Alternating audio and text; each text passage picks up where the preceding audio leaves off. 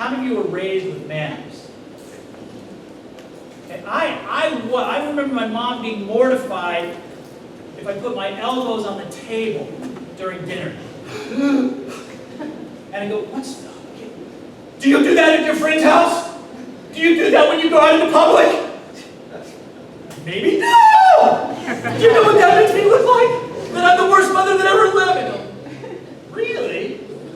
They had this say please, say thank you. I remember that just being drummed into me. I have these mores that were instilled in me.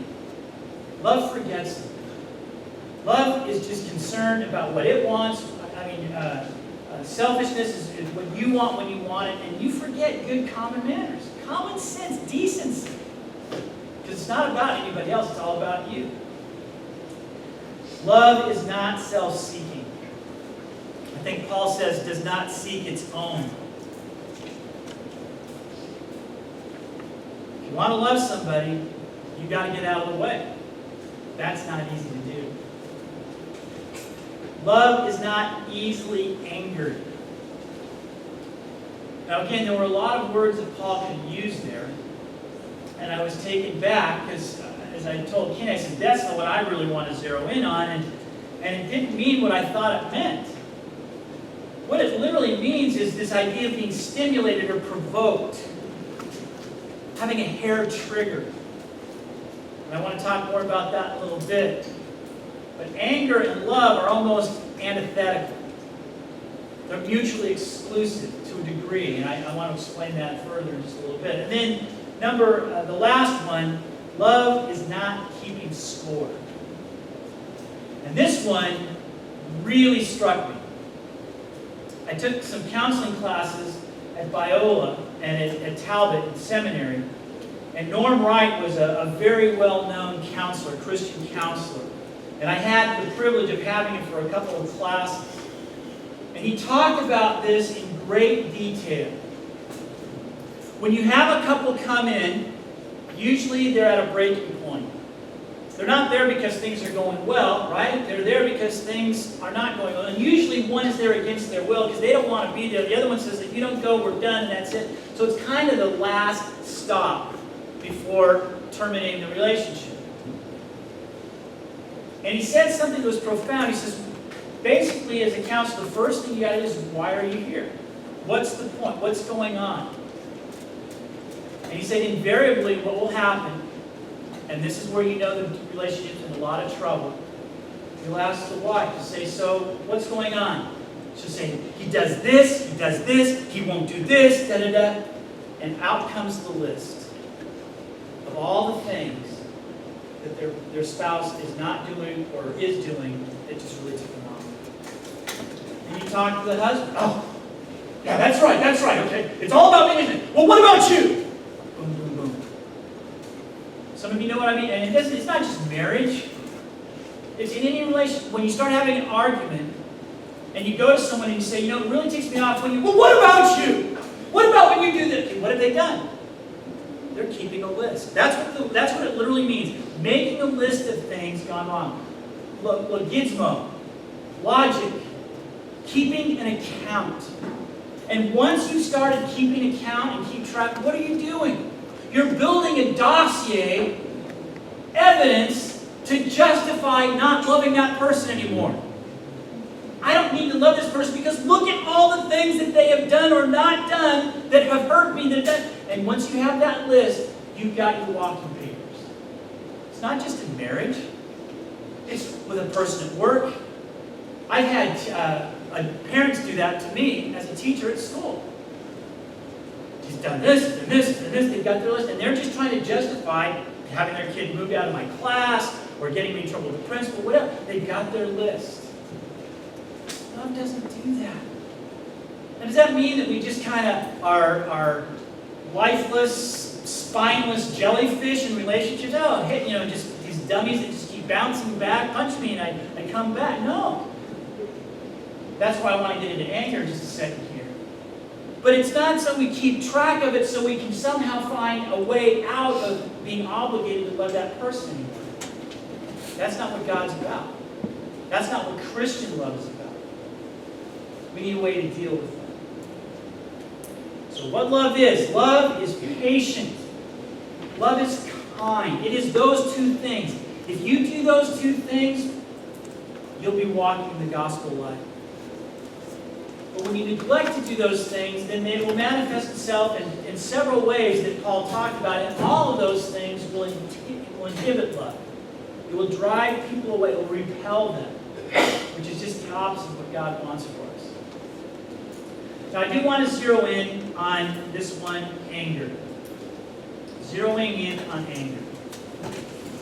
Because I think anger is one of the most misunderstood emotions in our arsenal. Sadness, happiness, fear, those things, but anger is very, very complex. Very complex. Paul says in Ephesians, in your anger, do not sin. How many of you believe that to be angry as a Christian is sinful? Or have thought that at some point? Anybody? I mean, if I get angry, then I've sinned. I've lost. I'm outside of the will of God. I'm outside of the fruit of the Spirit. That's not okay. But then I read this verse. In your anger, don't sin. Other translations said, be angry, but don't sin. As though somehow anger is an appropriate emotion. And it is, at times. But it is possible to be angry and sin. So Paul is going to explain how to not do that. Do not let the sun go down while you are still angry. Now, a lot of people will say that you need to talk to someone. And that's not always a good idea. They're still upset. Well, we need to talk about it right now. This Bible says don't let the sun go down while you're still angry. Okay? I think there's times where you need to reconcile with that person or try to do that. There's other times to give them some space. But how about you? Are you still angry? Have you let it go? Because sometimes the other person won't give you the time of day. You got to let it go. If you let it simmer, if you let it fester, well, what happens? Do not give the devil a foothold. That's the only place I find that idea of giving the devil a foothold. A place where he can get inside and do a lot of damage. That's the only place I find it. So what is the deal with anger? I want to give you a metaphor, an analogy that I think suits this pretty well. And I'd like you to kind of look at anger as it is serving as your emotional immune system.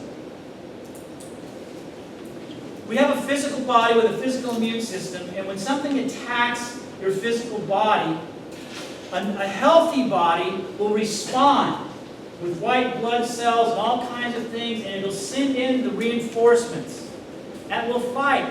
And when your body isn't able to do that on its own, your doctor will give you other things to aid your immune system, to fight off that infection. Because if you don't, it will overcome you and destroy you. That's what the physical immune system does. But how many of you recognize that you're not just a physical being, but that you're also an emotional being? Right? We all have emotions.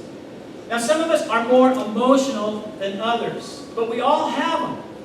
Some of us have learned strategies to kind of push them way, way down. Is that healthy? No, it's not. Okay? Anger is our emotional immune system. It's what triggers the alert that we need to do something. We need to take corrective action. And that's why anger is a very, very good thing. Because without it, you can't be a healthy human being. Did God ever get angry? He does. Jesus, when he walked into the temple, did he get upset? Yes. And did he take corrective action? Yes, he did. Anger is a good thing. But it can also be a destructive thing. So let's look at the difference. B, positively, well, first of all, it's our immune system. It's triggered by fear or sadness. Now, the best way to see it is when we're still young. When kids are real little, 1, 2 years of age. Well, even 2, they're getting to the point where they understand understand this, they can become a little manipulative. But a 1-year-old, they're playing with something, and they're really happy and content, and you take away the source of their happiness, what will they do? They'll cry, right? They'll get sad. And they'll cry, they'll pout, and they'll cry, and they'll cry, they'll be sad, because that's what they're feeling. That's a natural reaction. Isn't it okay to get sad when you lose something? When you face disappointment? That's legitimate. It's okay to get sad when you face disappointment. Haven't you recognized that this world is full of disappointment? How old do you have to be before you learn that? Kids learn it before they even remember anything. They get sad. And then as a parent or a loved one or someone, we come alongside, we pick them up, and we go, oh. Ha-ha. And they start figuring it out. I get sad, I cry, and they pick me up. And they love me, and I become the center of their world. Yeah, I like that. Last visit up to Oregon to see my grandson, Raleigh. Raleigh, getting close to 1 year old, he's kind of picking up on this now. So basically his mom had to go make dinner, and here, Grandpa, you take him. Okay, so I've got Raleigh. Raleigh is looking at me, and he's like that, and then he's going, wait a second, this is not my normal circumstance. What's going on? He looks around and he sees Mom going out in the kitchen, and he got sad. Now, is that normal for a kid to get sad when they see their parent leaving? Yeah, he got sad. So he started, oh, Mama, Mama, Mama, Mama, Mama. And normally what happened, and whether it's good or bad, Mama comes, takes him, and not this time. She was really determined to make dinner. Grandpa has to figure it out. So I'm just thinking, okay, well, I took him outside. I took him over to the house next door where my daughter lives, and we're on the porch. He's not sad anymore. He's mad. He's angry. What am I with this goateed, ugly guy for? I want my mom! She's got milk. She's got a nice warm bud. And this guy has none of that stuff. And it was funny because he'd be there. It wasn't the sad crying. It was man, I'm mad. I'm so mad. Then he forgot he was mad. No, I'm mad.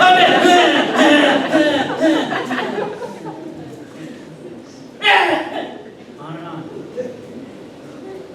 Okay. So, positively, anger protects boundaries and empowers us to right wrongs. When you feel angry, that's not a bad thing. Usually it's the result that somebody's violated a boundary, they've not treated you with respect, they've done something, or there's an injustice. Think about if there was no anger in the world. People would get away with murder, literally. So anger is something that helps us to offset that. But negatively, when it's in the flesh, when it's all about me and not trying to right the situation, anger will violate boundaries, and it empowers us to avenge wrongs. It gives us a sense of entitlement. Think about what the emotion of anger does in you just physiologically. It releases chemicals in your bloodstream that make you very aggressive and very assertive. And that's why it can become addicting. Because anger, when it's unleashed, man, there's a tiger in all of us that comes out, and we kind of like, whoa, I feel in control. And isn't that what most of us want? Don't most of us want to feel in charge, in control? Anger gives us that green light. The problem is in the flesh, we go way beyond the reasonable limits, and we do all kinds of destruction. Anger basically tells people to back off. It makes them go into a fortress and protect themselves. That's not always the best thing. Now, how do we control it? How do we counteract the negative influence of anger? And this is one of the most profound things I've ever learned. Is that what happens is we learn over the course of our adulthood to skip over the internal intermediary phases. One of the things I don't like about Western medicine is that it's primarily symptom-based, isn't it? You go to a doctor and they ask you, what's wrong? You say, my back hurts. A lot of times okay, well, let's figure out what's causing that. But they'll prescribe medicine right then and there. They don't want you to be in pain. And I'm all for that. I don't want to be in pain.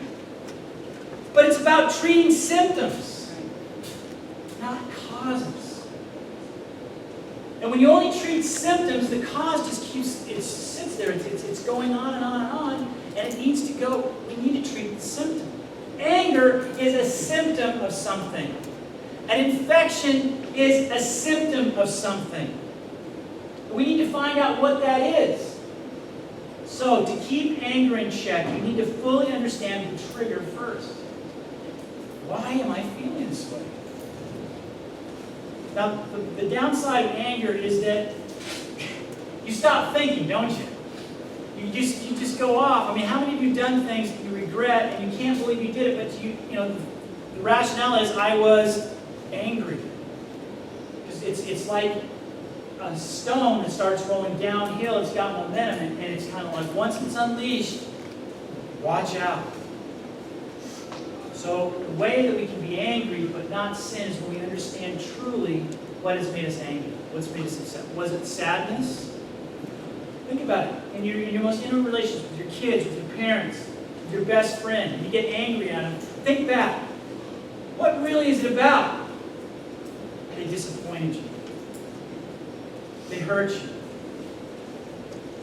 But it's easier to react with anger because that empowers us. But the reality is, in love, the best way to approach someone is instead of saying, you ticked me off and you did that and I hate you for doing it, what happens? The person goes, whoa, whoa, whoa, and then they start defending themselves.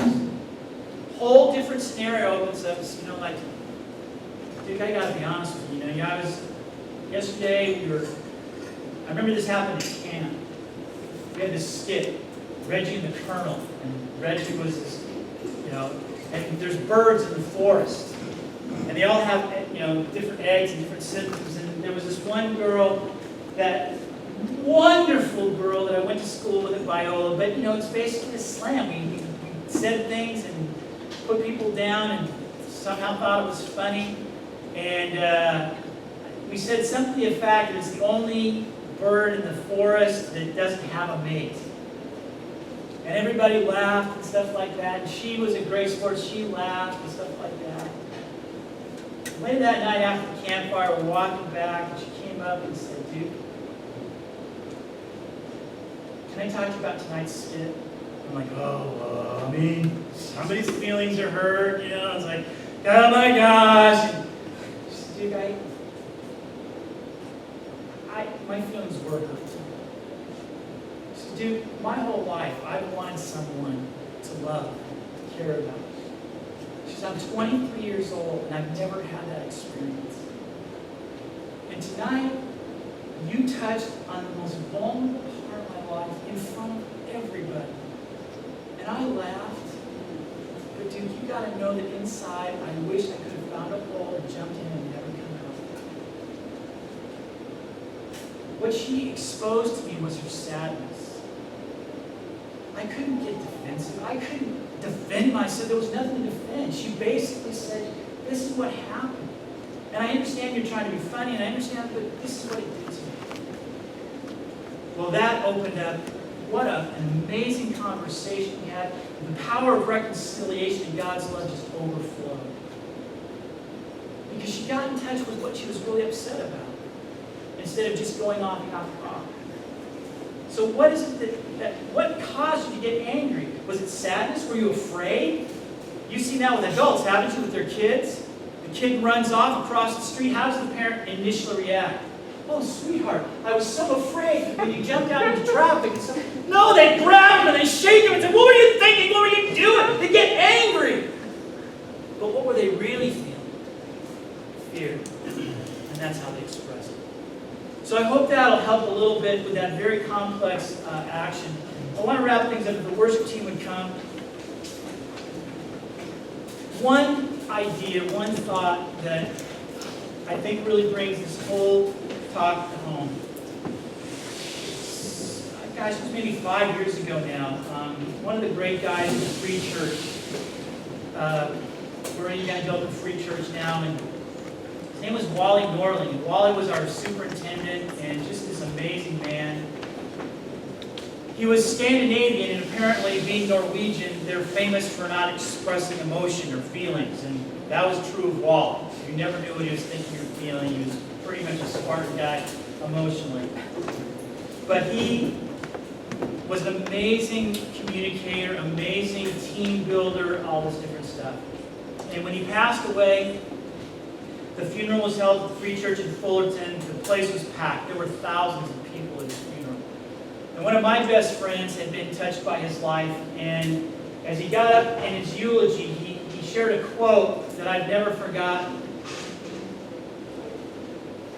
This is by Maya Angelou, and she says, "I've learned that people will forget what you said, people will forget what you did, but people will never forget how you made them feel."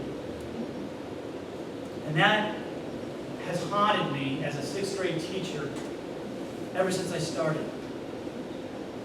Because they're not going to remember what I said. They're not really going to remember what I did, but what every kid will remember when they leave my class is how did I make them feel. And so as we close today, I want to ask you 3 questions. And I want to quantify it, or one question. But first of all, love, genuine love, Christian love that we see here in 1 Corinthians, it makes others feel valued. I had an uncle, he had 7 kids. They were all jocks, they were all everything I wasn't. But my Uncle Bob would come and he'd sit down, and as busy as he was with his stuff, he basically made me feel valued. He'd ask me about my day. He'd ask me what I was doing in school. And even though I wasn't a jock and winning scholarships to Stanford like his sons were and stuff like that, it mattered to him that I was the star of the play, or that I was in student government. I'll never forget that. I felt valued. It makes others feel secure. Love doesn't have people guessing. They don't have to measure up. They don't have to prove themselves. That was one of Wally's great things. You've got nothing to prove. Love frees people to that. You don't have to prove anything. You're okay as you are. And then love makes others feel comfortable. Gets rid of the tension. Gets rid of the awkwardness. So the question is, how are you making others feel? Now, I don't think you can make anyone feel a certain way, so I need to kind of qualify that. But there is a point where we've got to own our actions. And if Kenny and I were having coffee, and Kenny, one of my favorite expressions is, if you heard from several people, it could be true. If people are saying, I just don't feel comfortable around you, or this, that, or the other, man, I can't. People are so stupid. How do people get that impression? Because I'm the nicest guy I know. Not the approach. Okay, that's where you start getting puffed up.